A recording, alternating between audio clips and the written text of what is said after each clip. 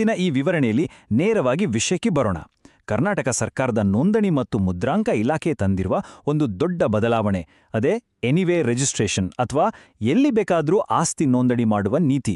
ಸಾಮಾನ್ಯವಾಗಿ ಆಸ್ತಿ ರಿಜಿಸ್ಟ್ರೇಷನ್ ಅಂದ್ರೇನೆ ಒಂದು ದೊಡ್ಡ ತಲೆನೋವು, ಅದು ಬಹಳ ಸಂಕೀರ್ಣವಾದ ಕೆಲಸ ಅನ್ನೋ ಭಾವನೆ ನಮ್ಮಲ್ಲಿದೆ ಅಲ್ವಾ? ಆದರೆ ಈ ಹೊಸ ವ್ಯವಸ್ಥೆ ಆ ಇಡೀ ಚಿತ್ರಣವನ್ನೇ ಹೇಗೆ ಬದಲಾಯಿಸಿದೆ ಅನ್ನೋದನ್ನ ಇವತ್ತು ನಾವು ಸ್ಪಷ್ಟವಾಗಿ ಅರ್ಥ ಮಾಡ್ಕೊಳ್ಳೋಣ. ಸರಿ, ಈಗ ಇದ್ರ ಬಗ್ಗೆ ಸ್ವಲ್ಪ ಆಳವಾಗಿ ತಿಳಿಯೋಣ.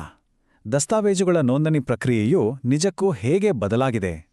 ಮೊದಲೆಲ್ಲ ರಿಜಿಸ್ಟ್ರೇಷನ್ ಮಾಡಿಸ್ಬೇಕು ಅಂದ್ರೆ ಅದೊಂದು ದೊಡ್ಡ ಸಾಹಸವಾಗಿತ್ತು. ಆದರೆ ಈಗ ಆಸ್ತಿ ನೋಂದಣಿ ವಿಚಾರದಲ್ಲಿ ಸಾರ್ವಜನಿಕರ ಅನುಭವ ಹೇಗೆ ರೂಪಾಂತರಗೊಳ್ತಿದೆ ಅನ್ನೋದು ತುಂಬಾನೇ ಕುತೂಹಲಕಾರಿಯಾದ ವಿಚಾರ. ವಿಭಾಗ 1, ಹಳೆಯ ನೋಂದಣಿ ವ್ಯವಸ್ಥೆ. ಇದನ್ನ ಒಂದು ಉದಾಹರಣೆ ಮೂಲಕ ನೋಡಿದ್ರೆ ನಮಗೆ ಬಹಳ ಬೇಗ ಅರ್ಥ ಆಗುತ್ತೆ. ಬೆಳಗಾವಿ ಜಿಲ್ಲೆಯ ಗೋಕಾಕ್ ತಾಲೂಕಿನ ಯಾವುದೋ ಒಂದು ಹಳ್ಳಿಯಲ್ಲಿ ಒಂದು ಆಸ್ತಿ ಇದೆ ಅಂದ್ಕೊಳ್ಳಿ. ಹಳೆಯ ಸಾಂಪ್ರದಾಯಿಕ ಕಡ್ಡಾಯ ನಿಯಮಗಳ ಪ್ರಕಾರ ಏನಾಗ್ತಿತ್ತು, ಆ ಆಸ್ತಿಯ ರಿಜಿಸ್ಟ್ರೇಷನ್ ಆಗಬೇಕು ಅಂದರೆ ಖಂಡಿತವಾಗಿ ಕೇವಲ ಗೋಕಾಕ್ ಉಪನೋಂದಣಾಧಿಕಾರಿ ಕಚೇರಿಗೆ, ಅಂದರೆ ಆ ನಿರ್ದಿಷ್ಟ ಸಬ್ ರಿಜಿಸ್ಟ್ರಾರ್ ಆಫೀಸ್ಗೆ ಮಾತ್ರ ಹೋಗಬೇಕಿತ್ತು. ಬೇರೆಲ್ಲೂ ಈ ಕೆಲಸ ಆಗುವಂತೆ ಇರಲಿಲ್ಲ. ಈಗ ಮುಂದಿನ ಹಂತಕ್ಕೆ ಹೋಗೋಣ ಮತ್ತು ಇದು ಹೇಗೆ ಬೆಳೆಯುತ್ತದೆ ಅಂತ ನೋಡೋಣ.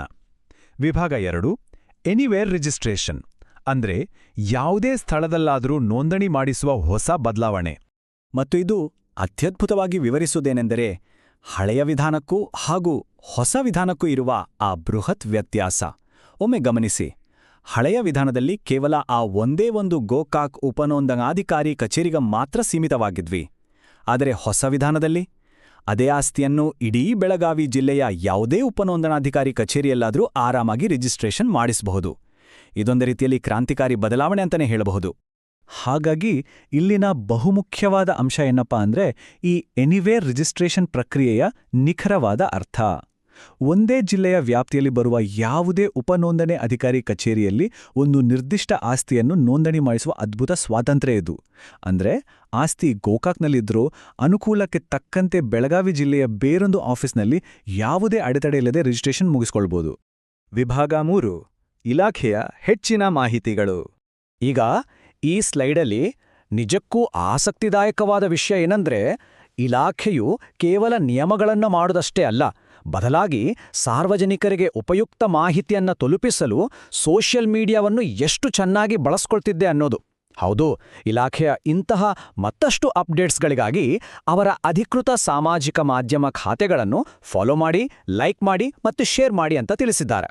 ಇದರಿಂದ ನಾವೆಲ್ಲರೂ ಅಧಿಕೃತ ಮಾಹಿತಿಯನ್ನು ನೇರವಾಗಿ ಪಡೆಯಬಹುದು. ಕೊನೆಯದಾಗಿ, ಈ ಸಂಪೂರ್ಣ ವಿವರಣೆಯ ನಂತರ ನಾವೆಲ್ಲರೂ ಯೋಚಿಸಬೇಕಾದ ಒಂದು ಪ್ರಮುಖ ಪ್ರಶ್ನೆ ಇಲ್ಲಿದೆ. ಈ ಹೊಸ ವ್ಯವಸ್ಥೆಯು ಸಾರ್ವಜನಿಕರ ಅಮೂಲ್ಯವಾದ ಸಮಯವನ್ನು ಹೇಗೆ ಉಳಿಸುತ್ತದೆ? ಕೇವಲ ಒಂದು ಆಫೀಸ್ಗಾಗಿ ದಿನಗಟ್ಟಲೆ ಕಾಯುವ, ದೂರ ಪ್ರಯಾಣ ಮಾಡುವ ಬದಲು ನಮ್ಮ ಅನುಕೂಲಕ್ಕೆ ತಕ್ಕಂತೆ ಜಿಲ್ಲೆಯ ಯಾವುದೇ ಆಫೀಸ್ಗೆ ಹೋಗಬಹುದು ಅಂದ್ರೆ ಎಷ್ಟೊಂದು ಶ್ರಮ ಮತ್ತು ಸಮಯ ಉಳಿತಾಯ ಆಗುತ್ತೆ ಅಲ್ವಾ? ಖಂಡಿತ ಈ ಪಾಲಿಸಿ ಜನಸಾಮಾನ್ಯರಿಗೆ ಬಹಳ ದೊಡ್ಡ ರಿಲೀಫ್ ಕೊಟ್ಟಿದೆ. ಈ ವಿಚಾರ ಉಪಯುಕ್ತವಾಗಿತ್ತು ಅಂತ ಭಾವಿಸ್ತಾ ಇಂದಿನ ಈ ವಿವರಣೆಯನ್ನು ಮುಕ್ತಾಯಗೊಳಿಸುತ್ತಿದ್ದೇನೆ. ಸದಾ ಕಲಿಯುತ್ತಿರಿ.